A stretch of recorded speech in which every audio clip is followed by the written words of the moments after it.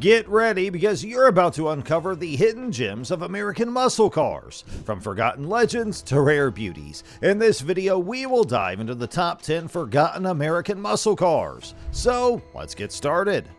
Number 10. The 1968 Javelin is a classic muscle car that was made by AMC. This company was the fourth largest car maker in the US, and it was known for making performance and muscle cars. The Javelin was one of the more successful models from AMC, and it was their answer to other popular cars like the Camaro, Mustang, and Challenger. One of the things that made the Javelin stand out was its weight. It weighed just 2,836 pounds, which is about 1,286 kilograms, and this made it lighter than many of its competitors. The Javelin was also known for its power and performance. It had a 390 CI AMC V8 engine that could produce 325 horsepower and 420 pound-feet of torque. This allowed it to go from 0 to 60 in just 5.1 seconds. The most popular version of the Javelin was the Trans Am.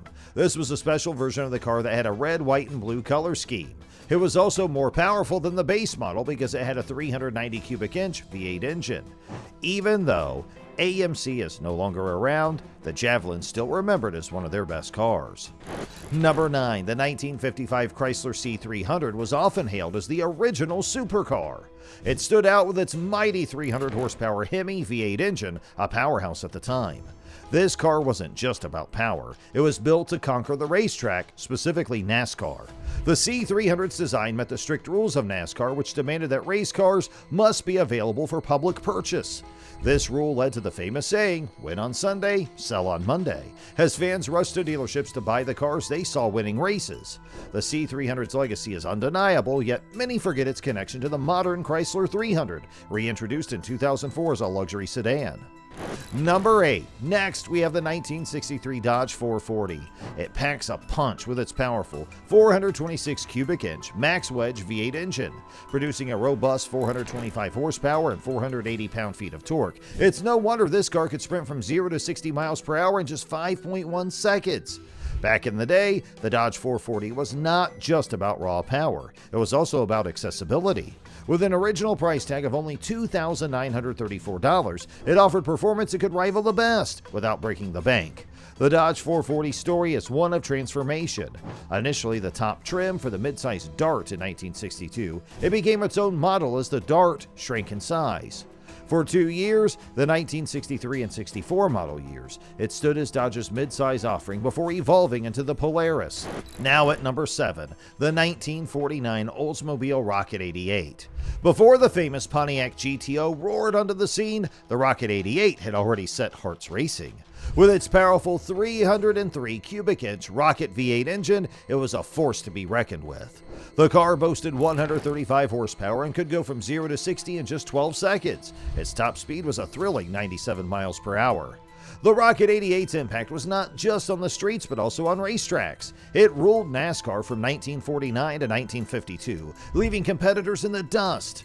The car's success on the track proved that Oldsmobile's bold move to place a large engine in a smaller car was a winning formula. This decision sparked a trend that would define an era of high-performance vehicles. At number 6, the 1956 Studebaker Golden Hawk was known for its unique design and impressive performance.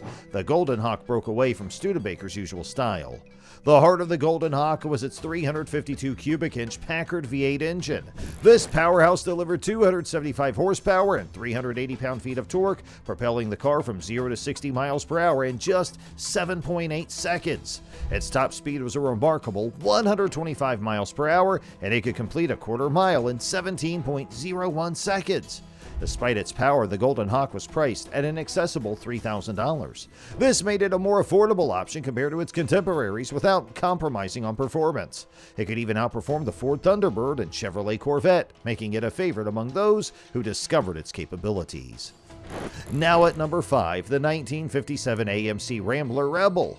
Back in the late 50s, car makers were focused on either luxury cars or budget compacts, but AMC had a different idea. They decided to create something that was a mix of both. This led to the creation of the Rambler Rebel.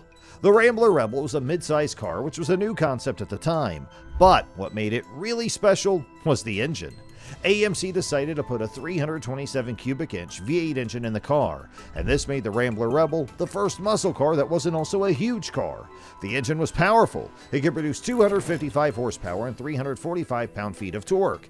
The car had a 3-speed manual transmission, and it could go from 0 to 60 in just 7.5 seconds.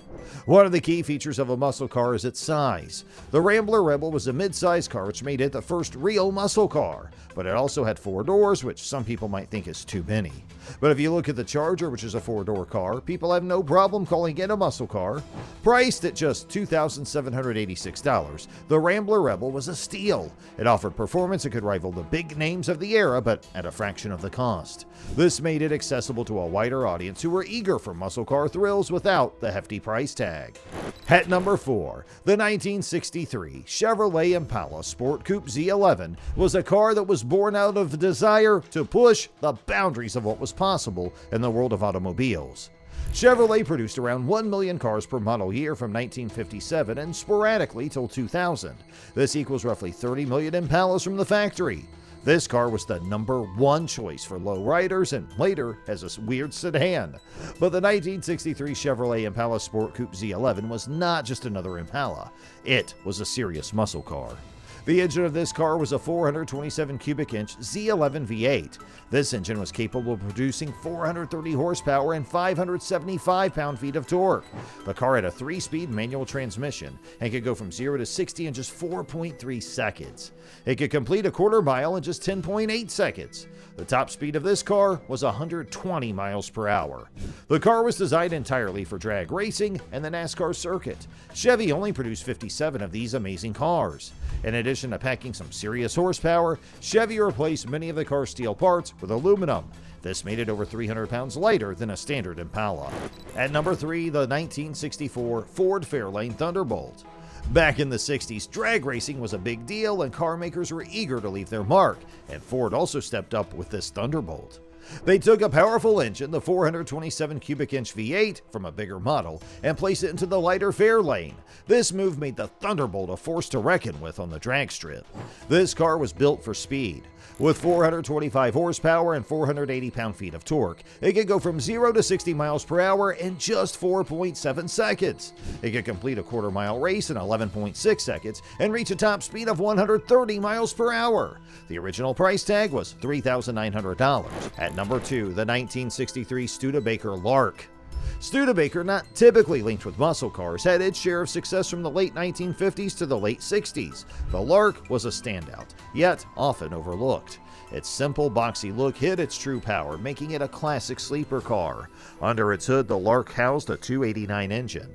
Some thought it was Ford's 289 V8, but it was actually Studebaker's own design. It was modeled after Cadillac's 1949 design, featuring compact wedge-head combustion chambers, large valves, and overhead valves. The engine came in 3 power levels, R1, R2, and R3. The R2 and R3 versions even had a Paxton supercharger. The Lark's performance specs were impressive. Its supercharged 289 cubic inch V8 engine produced 289 horsepower and 370 pound-feet of torque. And now at number 1, the Pontiac 2-in-2. In the mid-60s, while the GTO was the star, Pontiac introduced another powerful muscle car, the 2-in-2. It wasn't just a number game. The 2-in-2 packed a punch with its 421 engine, pushing out 376 horsepower. It was more than just a GTO sibling.